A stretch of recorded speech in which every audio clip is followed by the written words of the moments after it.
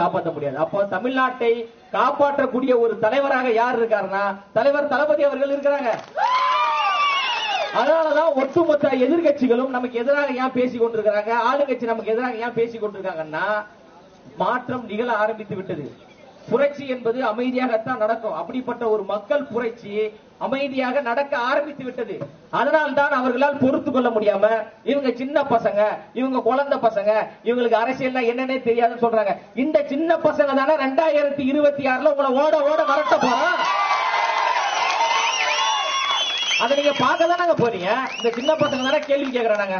1000 கேள்விகள் கேட்கிறவன் ஏதாவது ஒரு கேள்விக்கு பதில் சொல்வதற்கு துப்பு இருக்கிறதா, திராணி இருக்கிறதா, தெம்பு இருக்கிறதா கேட்கிறோம்ல, பதில் சொல்லுங்க. தேர்தல் வாக்குறுதி நீங்க கொடுத்தீங்கல்ல, என்னத்தை நிறைவேற்றினீங்க? எல்லா பெண்களுக்கும் 1000 ரூபாய் தரேன்னு சொன்னாங்களா இல்லையா? கொடுத்தீங்களா? ஆட்சிக்கு வந்த உடனே சில நிபந்தனைகள், இந்த பெண்கள் மட்டும் தான் கொடுப்போம் அப்படின்னு. அப்ப எதுக்கு பொய் சொல்ற, எதுக்கு ஏமாத்துற? அப்ப பொய்யான வாக்குறுதிகளை சொல்லி மக்களை ஏமாற்றி எதற்காக ஓட்டை வாங்குகிறாய்? அதை நாங்க கேள்வி கேட்கிறோம், பதில் இல்ல. 3 நாளைக்கு முன்னாடி ஒரு மாணவி நீட் தேர்வை எதிர்கொள்வதற்கு பயந்து தற்கொலை பண்ணி இறந்துட்டாங்க. 2021 இருந்து 2025 இந்த 4 ஆண்டுகளில் இதுவரை 20 மாணவர்கள் தற்கொலை செய்திருக்காங்க. இதற்கெல்லாம் யார் தெரியுமாங்க காரணம்? நம்ம துணை முதலமைச்சர் மன்னவர் சின்னவர் இருக்காருல்ல, அவர் தான் காரணம். அவர் தான் சொன்னாரு நீட் தேர்வை ஒழிப்பதற்கு, நீட் தேர்வை ரத்து செய்வதற்கு எங்களிடம் ரகசியம் இருக்கிறது அப்படின்னாரு. நான் மீண்டும் மீண்டும் கேட்கிறேன், அந்த ரகசியம் எங்க? காணாம போச்சுன்னா நாங்க கண்டுபிடிச்சு தரோம், எந்த இடத்துல இருக்கு அப்படின்னு நம்ம கேட்கிறோம். அதை பத்தி எதையுமே பேசுறது இல்ல. 1 கோடி பேர்த்த கையெழுத்து வாங்கினாங்க நீட் தேர்வை ஒழிப்பதற்கு. அந்த கையெழுத்து வாங்கின அந்த படிவெல்லாம் எங்க? பரணி மேல இருக்கா, இல்ல ஏதாவது குப்பையில தூக்கி போட்டீங்களா? அப்ப எதற்காக ஏமாத்துறீங்க? இதைதான் தலைவர் அவர்கள் சொல்றாங்க, விளம்பர அரசியல் செய்து கொண்டிருக்கின்ற கபலதாரிகள் என்று. நம்ம சும்மா போய் சொல்லலங்க. ஆட்சிக்கு வந்தவுடன் படிப்படியாக மதுக்கடைகளை இழுத்து மூடுவோம் அப்படின்னாங்க. எத்தனை கடையை இழுத்து மூட்டீங்க? கேள்வி கேட்டா பதில் இல்ல. எங்க அக்கா கனிமொழி அவர்கள் சொல்றாங்க, கடந்த அதிமுக ஆட்சியில விதவைகள் அதிகமாக வாழக்கூடிய மாநிலம் தமிழ்நாடு, அவமானமாக இருக்கு, வெக்கமாக இருக்கு அப்படின்னாங்க. இப்ப அந்த அக்கா கனிமொழி எங்க இருக்கிறாங்கன்னே தெரியல. இப்ப அவங்க அண்ணனுடைய ஆட்சி, அண்ணன் சொன்ன போச்சு, அவங்க அப்பா ஆட்சி நடந்துகிட்டு இருக்கு. அவங்க அப்பா ஆட்சியில நாள்தோறும் கொலை, கொள்ளை, கற்பழிப்பு, பல சமூக விரோத செயல்கள் நடந்து கொண்டிருக்கிறது. இது குறித்து எங்க அக்கா கனிமொழி அவர்கள் பேச மாட்டேன்றாங்க. ஏன் இப்ப தமிழ்நாட்டில் விதவைகள் கிடையாதா? நம்ம இதை குறித்து நம்ம ஏதாவது ஒண்ணு பேசிட்டோம்னா இவங்க வந்து சங்கி, இவங்களை வந்து பிஜேபி பி டீம், இவங்களை வந்து பிஜேபி இயக்குது, பின்னாடி அவங்க இயக்குறாங்க. எங்களை யாரும் இயக்கவில்லை. எங்க தலைவரை வந்து ஹெச் வினோத் இயக்குறாரு. 69வது படம். ஒரு கேள்வி கேட்டா அதற்கு பதில் சொல்லணும். பதில் இல்லைன்னா மௌனமா கடந்து போங்க. இல்லைன்னா ஆட்சியை எங்க தலைவரிடம் கொடுத்தீங்கன்னா அவர் மக்களுக்கான ஒரு ஆட்சியை உருவாக்க போறாரு. அதை விட்டுட்டு இவங்களை பிஜேபி இயக்குது, RSS இயக்குது என்பதெல்லாம் ஒரு பித்தலாட்ட வேலை, மக்களை ஏமாற்றக்கூடிய ஒரு செயலாகத்தான் நம்ம பார்க்கிறோம். நம்ம தலைவர் அவர்கள் மிக தெளிவாக இருக்கிறாங்க. கொள்கை தெளிவோடு, கொள்கை சித்தாந்தத்தோடு தமிழ்நாட்டு மக்களுக்கு ஏதாவது நல்லது செய்துவிட முடியாதா என்கின்ற ஒரு ஏக்கத்தோடு அவர் வராரு. அவருக்கு வந்து அரசியல் ஒன்றும் புதுசு கிடையாதுங்க. அவர் 15 ஆண்டுகளுக்கு மேலாக தமிழ்நாட்டு மக்களின் உணர்விற்காக, தமிழ்நாட்டு மக்களுக்காக போராடி கொண்டிருக்கின்ற ஒரு தலைவர். அண்மையில கூட மரியாதைக்குரிய அண்ணன் அண்ணாமலை அவர்கள் சொல்றாரு, என்னங்க 50 வயசுல இவர் அரசியலுக்கு வராரு அப்படின்னு சொல்லிட்டு. அதை சொல்வதற்கு அண்ணாமலை அவர்களுக்கு ஏதாவது தகுதி இருக்கா? 2008 இலங்கையில உச்சகட்ட போர் நடந்துகிட்டு இருக்குங்க. கொத்து கொத்தாக தமிழர்கள் அங்கு படுகொலை செய்யப்படுறாங்க. அந்த துயர செயலை கண்டித்து 2008 ஒட்டுமொத்த ரசிகர் மன்றத்தையும் திரட்டி எங்க தலைவர் போராட்டத்தை முன்னெடுத்த போது எங்க தலைவருக்கு 34 வயசு. அப்ப அண்ணாமலை எங்க இருந்தாரு? அவருக்கே தெரியாது எங்க இருந்தாரு. 2011 சிங்கள ராணுவத்தால் தமிழ்நாட்டு மீனவர்கள் சுட்டு படுகொலை செய்யப்படுறாங்க. அந்த செயலை கண்டித்து நீங்க சொல்றீங்கல்ல ரசிகர்கள் ரசிகர்கள்னு, இதே ரசிகர்களை திரட்டி நாகப்பட்டினத்தில் மிகப்பெரிய ஆர்ப்பாட்டங்க. அந்த ஆர்ப்பாட்டத்தில் எங்க தலைவர் பேசுறாரு, அரசியல் கட்சி தலைவர்களே பேச பயப்படுவாங்க. இதே சம்பவம் தொடர்ந்து நீடித்தால் உலக வரைபடத்தில் இலங்கை என்கின்ற ஒரு நாடே இல்லாமல் செய்கிறார் அப்படின்னு எங்க தலைவர் பேசுறாரு. பேசும்போது வயசு 37. அண்ணாமலை எங்க இருந்தாரு? அவருக்கே தெரியாது. ஒட்டுமொத்த இளைஞர்களும் திரட்டி மெரினாவில் போராடுறாங்க. பீட்டாவை தடை செய்ய வேண்டும், ஜல்லிக்கட்டு உரிமையை மீட்க வேண்டும் என்று அங்கு ஒட்டுமொத்த இளைஞர்கள் போராடி கொண்டிருக்கின்ற போது அதிகாலை 4 மணிக்கு எங்க தலைவர் அந்த ஆர்ப்பாட்டத்திற்கு சென்று இந்த இளைஞர்களின் பக்கம் நான் இருக்கிற பீட்டாவை தடை செய், ஜல்லிக்கட்டு என்பது தமிழர்களின் உரிமை என்று பேசிய பச்சை தமிழன் எங்க தலைவர். எங்களை பத்தி பேசுவதற்கு அண்ணாமலை அவர்களுக்கு என்ன அருகதை இருக்கிறது? அப்போ மக்களுடைய அமோக ஆதரவோடு, குறிப்பாக தாய்மார்களுடைய ஆதரவு அதிக அளவில் இருப்பதனால இங்க பல பேருக்கு டவுசர் கலந்து போச்சு. ஏதாவது பொய்ய சொல்லி ஏமாத்தி மீண்டும் நம்ம ஆட்சிக்கு வந்துடலாம் நினைக்கின்ற பொழுது சூறாவளி போன்று ஒருத்தர் வந்துட்டாரு. அதனால பதட்டத்தில் அவர்களால் பேச முடியல. கூட்டணி கட்சிகளை வைத்து பேச வைப்பது. நாங்கள் ஊழல் செய்தோமா? நாங்கள் ஏதாவது மக்களுடைய வரி பணத்தை கொள்ளையடிச்சோமா? நாங்கள் டாஸ்மார்க்கில் 1000 கோடியை மோசடி செய்தோமா? எங்களால் ஏதாவது சாதி பிரச்சனை, எங்களால் ஏதாவது ஒரு மத பிரச்சனை, நாங்கள் நீட் தேர்வை ரத்து செய்கிறோம் என்று பொய்யான வாக்குறுதிகள் கொடுத்து 20 பேரை நாங்கள் தற்கொலைக்கு தூண்டினோமா? நாங்கள் படிப்படியாக மதுக்கடைகளை இழுத்து மூடுகிறோம் என்று நாங்கள் சொன்னோமா? நாங்கள் எல்லா பெண்களுக்கும் 1000 ரூபாய் தருகிறோம் என்று நாங்கள் பொய் சொன்னோமா? மாணவர்களுடைய கல்வி கடனை ரத்து செய்கிறோம் என்று நாங்கள் சொன்னோமா? இதெல்லாம் யார் சொன்னது? ஊழல் கபடதாரியாகிய திமுக சொன்னது. அதை எதிர்த்து நாங்கள் கேள்வி கேட்டா பதில் சொல்லு. மிரட்டுவது, வழக்கு பதிவு செய்வது, இதுக்கெல்லாம் பயப்படக்கூடிய ஆட்களா நம்ம? பயந்தாதான் நம்ம நின்று பேசுவோமா? அதுதான் எல்லாரும் பேர் சொல்ல மாட்டேன்றாரு, பயப்படுறாரு. அதான் நேற்று 2 கொட்டு கொட்டினாரு. சரிங்களா? எதற்கு நாங்க பயப்படணும்? நீங்க என்ன அவ்வளவு பெரிய யோக்கியமான ஆட்களா? இல்ல உங்களுடைய ஆட்சியில வந்து தேனாரும் பாலாரும் ஓடிக்கொண்டிருக்க ஓசி பஸ், அது வந்து நல்ல பாயிண்ட்.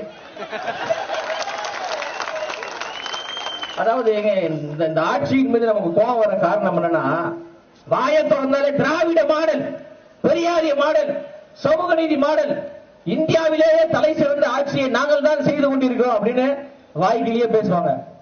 சாதிவாரி கணக்கெடுப்பு நடத்துக்கடா அப்படின்னா, இல்லங்க அது ஒன்றிய அரசு கிட்ட இருக்குதுங்க அப்படின்னு ஒரு பொய்ய ஒன்று சொல்றேன். இப்ப கர்நாடகால எப்படி வந்து சாதிவாரி கணக்கெடுப்பு நடத்தினாங்க, பீகார்ல எப்படி நடத்தினாங்க, தெலுங்கானால எப்படி சாதிவாரிய கணக்கெடுப்பு நடத்தி சட்டமன்றத்தில் அது குறித்து ஆய்வு மேற்கொண்டாங்க. அப்போ வெறும் வார்த்தைகள்ல மட்டும்தான் சமூக நீதி இருக்கே தவிர செயல் வடிவத்தில் எதுவுமே கிடையாது. அப்போ செயல் வடிவத்தில் சமூக நீதி இருந்திருந்தால் சாதிவாரி கணக்கெடுப்பு அவங்க நடத்தியிருப்பாங்க. சாதிவாரி கணக்கெடுப்பு நடத்த அவங்களுடைய வண்டவாளம் தண்டவாளம் வெளியில தெரிந்துவிடும் என்பதற்காக அதை தட்டி கழித்துக் கொண்டே இருக்கிறாங்க. பெண்களுக்கு ஒரு இலவச பஸ் கொடுக்கறாங்க, பெண்களுக்கு ஒரு 1000 ரூபாய் கொடுக்கறாங்க. அங்க இருக்கிற மூத்த அமைச்சர்கள் எல்லாம், என்னங்க பெண்கள் எல்லாம் பல இருக்கீங்களா, நாங்க கொடுக்குற 1000 ரூபாய் சாரல் போட்டு வைக்க வெக்கமா இல்ல? பேசுறதுக்கு வெக்கமா இல்ல? சொந்த மாநிலத்தை சார்ந்த பெண்களை கொச்சைப்படுத்தீங்களா? அவமானமா இல்லையா? இன்னொரு மூத்த தலைவர் ஒருத்தர் சொல்றாரு, தலித் மக்கள் எல்லாம் நீதிபதியாக வர்றதுக்கு காரணம் யாருன்னா திமுக போட்ட பிச்சை. அசிங்கமா இல்ல? கேவலமா இல்ல? நீ எப்படி அந்த தலித் மக்கள்கிட்ட போய் ஓட்டு கேப்ப? அப்ப இந்த மக்களை கொச்சைப்படுத்தக்கூடிய ஒரு ஆட்சியாக இந்த திமுக ஆட்சி நடந்து கொண்டிருக்கு. இதை வீழ்த்தணுமா கூடாதா? சொல்லுங்க பிரதர், வீழ்த்தணுமா கூடாதா? அதை வீழ்த்துவதற்காக தலைவர் வராரு. 2026ல திமுக என்கின்ற ஒரு கட்சி எதிர்கட்சியா கூட வர முடியாத ஒரு சூழலை தலைவர் உருவாக்க போறாரு. நீங்க இப்ப இருக்கிற கூட்டணியோட வாங்க, இல்ல இன்னும் ஒரு 10 பேரை சேர்த்து போட்டு கூட்டணியா கூட வாங்க. நாங்க தனியா நின்று உங்களை வெல்வது உறுதிங்க. அதுல எந்த மாற்று கருத்துமே கிடையாது. தனி பெரும்பான்மையோடு ஆட்சி அமைப்பார் எங்க தலைவர். சென்ட் ஜார்ஜ் கோட்டையில நம்ம தலைவரை பார்க்கணும். அந்த அளவுக்கு அதீத நம்பிக்கையோடு யார் மீது நம்பிக்கை வச்சிருக்காரு? தமிழ்நாட்டு மக்களின் மீது, இளைஞர்கள் மீது நம்பிக்கை வைத்துதான் தலைவர் இன்னும் 2 மாதத்தில் 234 தொகுதிகளிலும் பிரச்சாரத்திற்கு மக்களை சந்திப்பதற்கு, குறைகளை கேட்பதற்கு வரப்போகிறார். தலைவரே இன்னும் வெளியே மக்களை சந்திக்கவே போல, அதுக்குள்ள இவ்வளவு பயப்படுறீங்கன்னா இன்னும் 2 மாசத்துல 234 தொகுதிக்கு போறாரு. அப்ப என்ன பண்ணுவீங்க?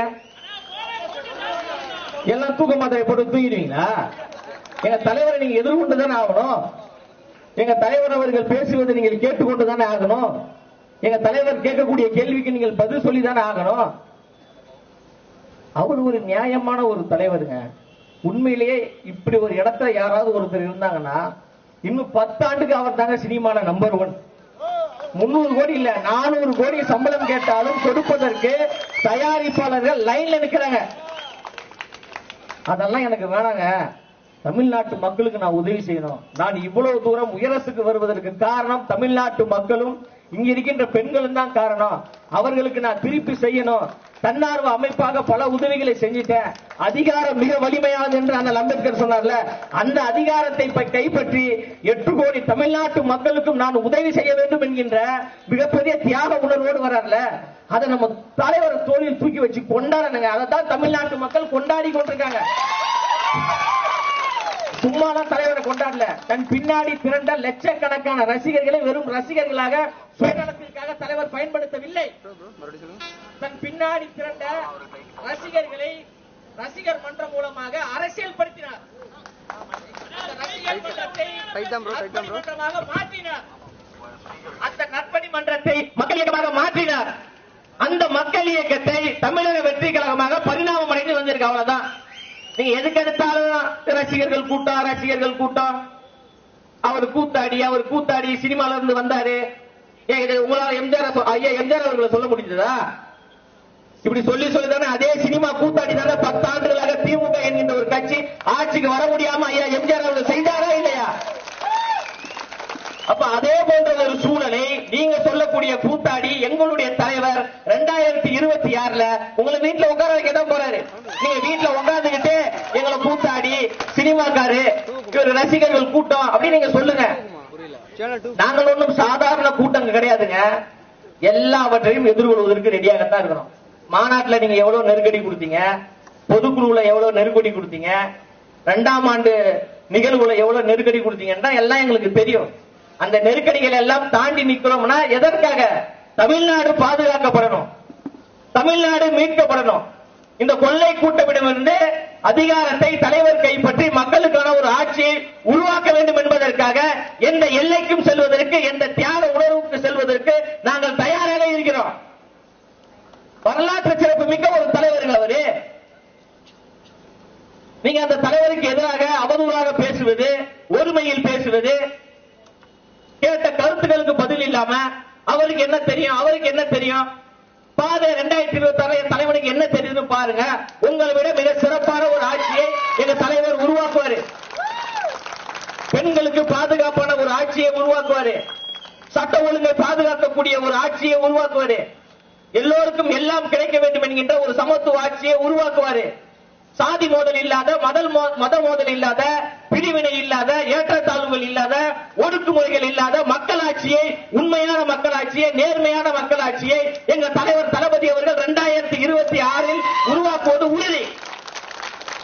அவர் முதலமைச்சராக உட்காருவதை எந்த கொம்பாதி நினைச்சாலும் தடுக்கவே முடியாதுங்க. நீங்க எத்தனை படையோடு வேணா வாங்க, நாங்க இப்பயும் சொல்றோம், எங்க தலைவர் பிரைமரி போர்ஸ், எங்க தலைவர் முதன்மை சக்தி, எங்க தலைவர் தான் முதலமைச்சர் வேட்பாளர். தமிழக வெற்றி கழகம் தான் ஆளுங்கட்சியாக வர வேண்டும், தலைவர் தளபதி அவர்கள் தான் முதலமைச்சராக வர வேண்டும் என்றுதான் நாங்க எல்லோரும் பேசிக் கொண்டிருக்கோம், போராடி கொண்டிருக்கோம், கட்சிக்காக பணி செய்து கொண்டிருக்கோம்.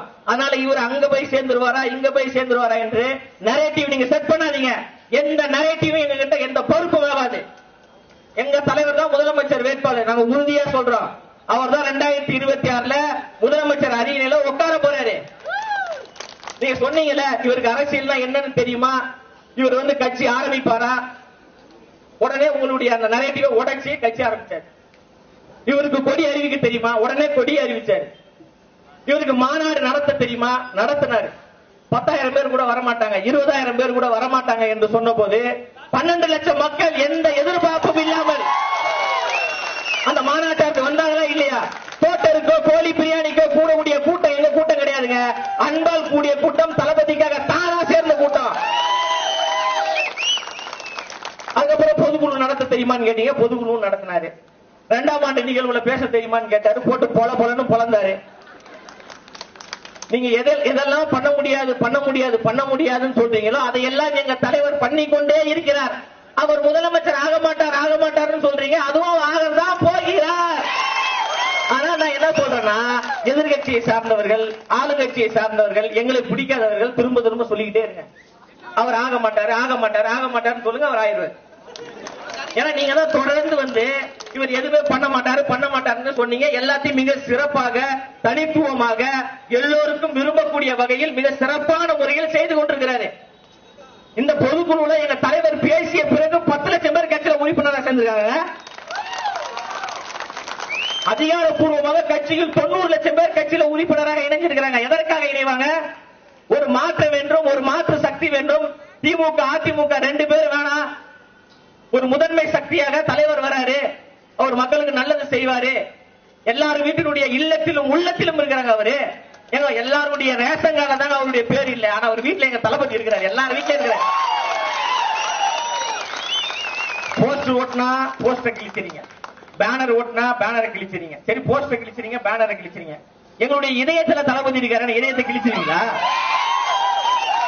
என்ன பண்ண முடியும்?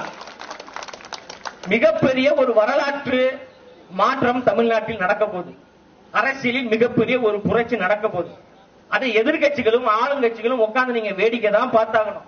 அதை எப்படியாவது தடுத்துடலாம், ஒடுக்கிடலாம், முடக்கிடலாம் அப்படின்னா எதுவுமே ஆகாது. காற்றாற்று வெள்ளத்தில் கரைந்து போவதற்கு நாங்கள் ஒன்றும் களிமண்கள் கிடையாது. அந்த காற்றாற்று வெள்ளத்தின் திசை வழி போக்கையே மாற்றக்கூடிய கரும் பாறைகள் என்று சும்மா சும்மா சொல்லல. நாங்கள் உண்மையிலே கரும் பாறைகள் தான். நீங்க எவ்வளவு தூரம் மோதினாலும் நீங்கள் தான் திசை மாறி போவீர்களே தவிர நாங்கள் ஒருபோதும் திசை மாற மாட்டோம். எங்களுடைய இலக்கு என்பது திமுகவிடமிருந்து ஆட்சியை கைப்பற்றி உண்மையான சமூக நீதி ஆட்சியை, சமத்துவ ஆட்சியை, ஜனநாயக ஆட்சியை, ஐயா காமராஜர் அவருடைய ஆட்சியை தமிழ்நாட்டில் கொடுப்பதற்காகத்தான் எங்க தளபதி வந்திருக்கிறாரு. அதற்காகத்தான் மக்கள் அணிதிரண்டு அவர் பின்னாடி நாங்க செல்வதற்கு காரணம் என்னன்னா, ஒரு மாற்றம் தமிழ்நாட்டில் நிகழணும். எத்தனை நாளைக்கு தான் நீங்க மன்னராட்சி அணுகுமுறை செய்து கொண்டிருப்பீங்க? எத்தனை நாளைக்கு தான் நீங்க வாரிசு அரசியலை செய்வீங்க? எத்தனை நாளைக்கு தான் நீங்க பண்ணையார்த்தனம் கொண்ட அரசியலை நீங்க செய்வீங்க? இப்ப என்னைக்குதான் ஜனநாயகம் மலரும்?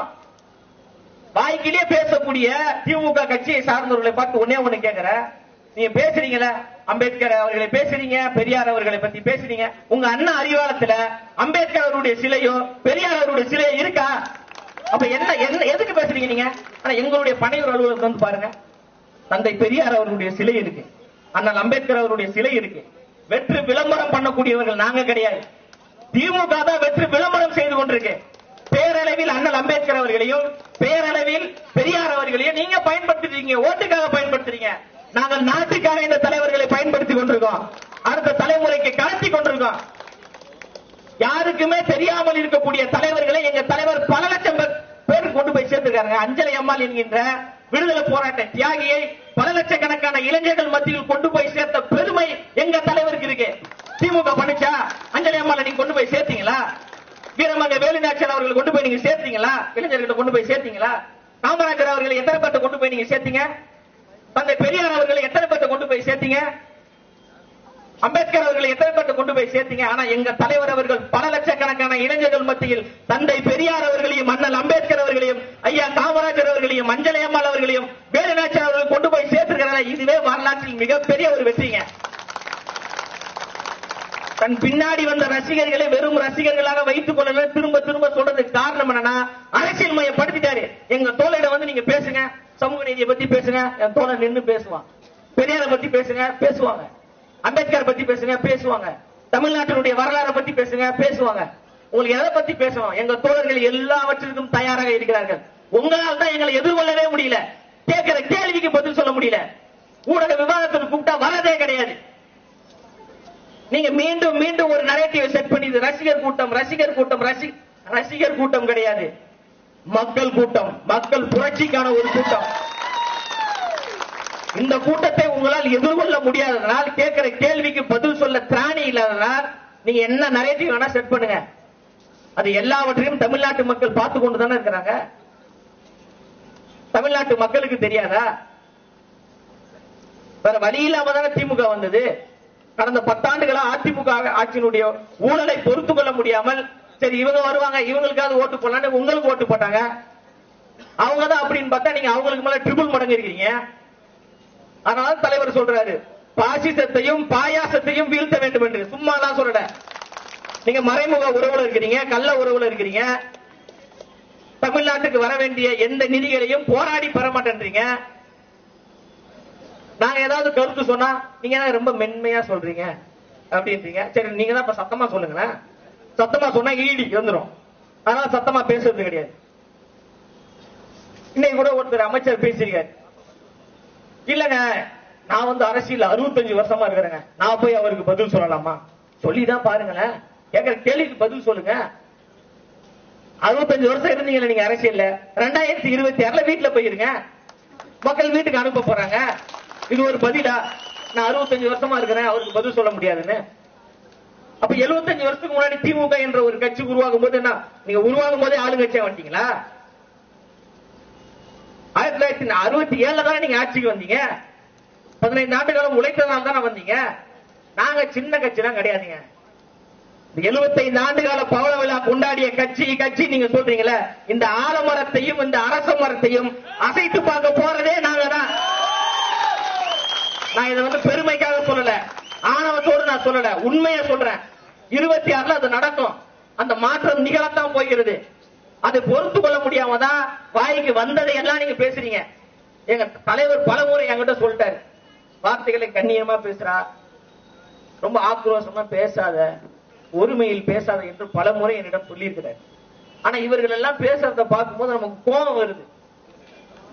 இந்த பேசி முடிச்சது கூட பொதுச் செயலாளர் வந்து என்ன திட்டுவார், ஏன் இப்படி பேசுற, உன்னை யார் இப்படி பேச சொன்னான்னு கேட்பாரு. அந்த அளவுக்கு நாகரிகத்தை கடைபிடிக்கக்கூடிய ஒரு தலைவராக எங்க தளபதி இருக்கிறார், எங்க பொதுச் செயலாளர் இருக்கிறார். யாரையும் ஒருமையில பேசாதன்னு சொல்லுவார் என்கிட்ட. பலமுறை என்னை கண்டித்திருக்கிறார்கள். அந்த அளவுக்கு ஒரு நாகரிக உணர்வை கொண்டவர் எங்க தலைவர். அதனாலதான் வந்து ஒன்றியத்தில் இருக்கின்ற ஆட்சியாளர்கள், மாநிலத்தில் இருக்கின்ற ஆட்சியாளர்கள் என்று மிக மென்மையாக போனார். இவங்க உடனே அவர் பயந்துட்டாரு, அவர் பேர் சொல்லல நான் போட்டு சாத்திட்டாரா? இப்ப எதுக்கு பேர் சொன்னாரு? இப்ப எதுக்கு அவர் ஒரு வித்தியாசமான ஒரு அரசியலை முன்னெடுக்கணும்னு நினைக்கிறாரு, மிக ஒரு நேர்மையான அரசியலை முன்னெடுக்கணும்னு நினைக்கிறாரு. அடாவடி அரசியல் வேணாம், அமைதியான அரசியலை முன்னெடுக்கலாம் என்று நினைக்கிறாரு. அமைதியாக இருக்கக்கூடிய அவர் ஏன் நீங்க சுறாவளியா மாத்துறீங்க? அதான் அவர் சொன்னார், நீங்க அணை கட்டுவதற்கு, அணை கட்டி ஆற்றை மறிப்பதற்கு நான் வந்து அணை கிடையாது, சூறாவளி காற்று அப்படின்னு சொல்றாருன்னா அது சும்மாலாம் சொல்ல. அந்த சூறாவளி காற்று என்பது ஒரு 2 மாசத்துல நடக்க தானே போகுது, தமிழ்நாடு முழுவதும் வரதானே போறாங்க. அதனால வந்து தைரியமாக நீங்க களமாடுங்க. மாற்றம் என்பது இந்த கோவை மண்ணிலிருந்து உருவாக போகிறது. கோவை மண் என்பது தளபதி அவர்களுக்கு மிக நெருக்கமான ஒரு மண். மாநாட்டில் அதிக அளவில் குடும்பமாக மாநாட்டிற்கு அணி திரண்டு வந்த மண் இந்த கோவை மண் என்பது. தலைவரை இடத்திலிருந்து தொடங்க போது கொள்கை விளக்க பொதுக்கூட்டம் என்னுடைய முதல் பேச்சு இதாங்க. என்னுடைய முதல் பேச்சு தான். ஊடகத்தில் பேசியிருக்கேன், யூடியூப் சேனல்ல பேசியிருக்கேன், மற்ற நிகழ்வுகள்ல பேசியிருக்கிறேன். மக்கள் அரங்கத்துல முதலாக நான் வந்து பேசக்கூடிய முதல் நிகழ்வே இந்த கோவை மண் கொடுத்த எனக்கு ஒரு அரிய வாய்ப்பு தான். அதனால ஆரோக்கியமாக இருக்கும்போது நான் வந்து பேசியிருக்கணும். உடல்நிலை சரியில்லாத போதும் அப்படி ஒரு வாய்ப்பு எனக்கு கிடைத்தது. இதை நான் சரியாக பயன்படுத்தணும் என்கின்ற அடிப்படையில் நான் வந்து பேசுறேன். உண்மையிலே தைரியமாக இருங்க, மிகப்பெரிய ஒரு மாற்றம் நடக்க போகிறது. எந்த உருட்டலுக்கும் மிரட்டலுக்கும் பணியக்கூடிய கூட்டம் நம்ம கிடையாது. எல்லாவற்றையும் எதிர்கொள்வதற்கு நம்ம தயாராகத்தான் இருக்கிறோம். நமக்கு மாவட்ட செயலாளர் இருக்கிறாங்க உறுதுணையாக, பொதுச் செயலாளர் அவர்கள் இருக்கிறாங்க, நம்ம தலைவர் தங்க தளபதி நமக்கு உறுதுணையாக இருக்கின்ற பொழுது யார் நம்மளை என்ன பண்ண முடியும் சொல்லுங்க? நம்ம எல்லாவற்றையும் நம்ம எதிர்கொள்வோம், தைரியமாக எதிர்கொள்வோம், போராடுவோம், களத்தில் இறங்கி போராடுவோம். தலைவர் அவர்கள் போராட சொல்லியிருக்கிறாங்க, மக்கள் பிரச்சனைகளுக்கு குரல் கொடுக்க சொல்லியிருக்கிறாங்க. போராட்டம் என்பதுதான் அரசியலின் மிகப்பெரிய ஒரு ஆயுதம். அது மக்கள் போராட்டம் என்பது மிகப்பெரிய ஒரு மாற்றத்தை, புரட்சியை ஏற்படுத்தக்கூடிய ஒரு சூழ்நிலையை உருவாக்கும். அப்ப தொடர்ந்து நம் போராட்ட களத்தில் முதன்மையாக இருந்து மக்களுடைய பிரச்சனைக்கு குரல் கொடுத்து மக்களோடு மக்களாக துணை நின்று மக்களுக்கான ஒரு ஆட்சியை உருவாக்க வேண்டும் என்பதுதான் தளபதி அவர்களுடைய இலக்கு, தளபதி அவர்களுடைய நோக்கம். அதனால் தமிழ்நாடு முழுவதும் தமிழக வெற்றி கழகம் ஓரிரு வாரங்களில் மிகப்பெரிய போராட்டங்கள், ஆர்ப்பாட்டங்கள். எங்க முடக்க போறீங்க? உங்க காவல்துறை இருக்கா முதல்ல எங்களை கைது பண்றதுக்கு?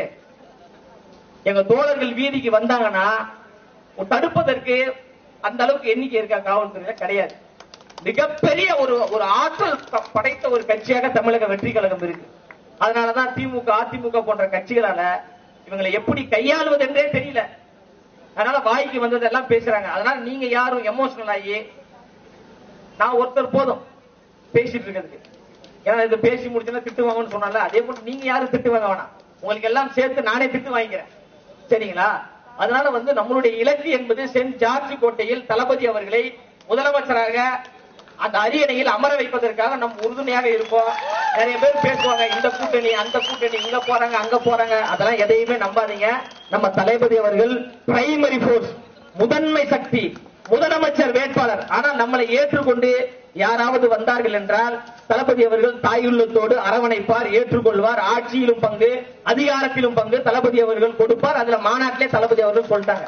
அதுதான் உண்மையான சமூக நீதி, அதுதான் உண்மையான ஜனநாயகம் கூட. அப்போ தமிழ்நாட்டில் ஒரு சமூக நீதி ஆட்சியை நிலைநிறுத்துவதற்காகத்தான் தளபதி அவர்கள் எல்லா வேலையும் செய்து கொண்டிருக்கிறாங்க. ஒரு ஆட்சி மாற்றத்திற்கான வியூகங்கள் அமைக்கக்கூடிய பணிகள் எல்லாம் நடந்து கொண்டிருக்கு. நீங்க வேலையை மட்டும் செய்யுங்க, தளபதி அவர்கள் இயல்பாகவே அந்த இடத்துல போய் உட்கார்ந்துருவார்.